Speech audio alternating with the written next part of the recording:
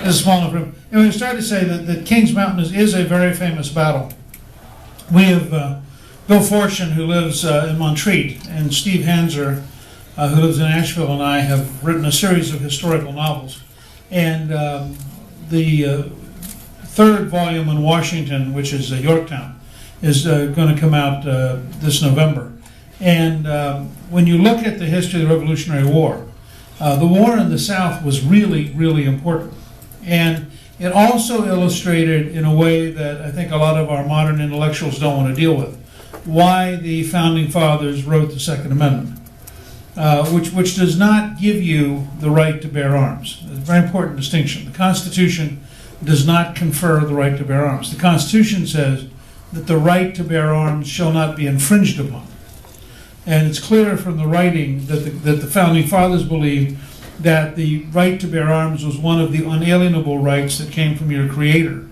And the reason in their generation was really practical.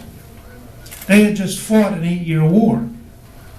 They knew that if they had not had the right to bear arms, the war would have lasted about a weekend.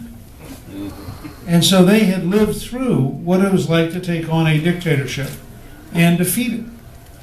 And in fact, Madison in the Federalist Papers talks about the fact that the Americans were armed in a way that Europeans could not be, because the European governments didn't trust their own people. And I think sometimes we forget, and this is part of the great struggle underway with the modern left. The modern left wants to use government as an engine to fundamentally change our society. We wanted to use government as a system that fundamentally sustained our society. There are radical differences. Obama's all upset because the Supreme Court may throw out Obamacare. And I've been upset with judges, but the difference has been the opposite. I've been angry at judges who change the Constitution. Obama's angry about judges who may keep the Constitution. It's exactly the opposite attitude. We had one Supreme Court justice recently who commented that she thought that the U.S. Constitution was obsolete.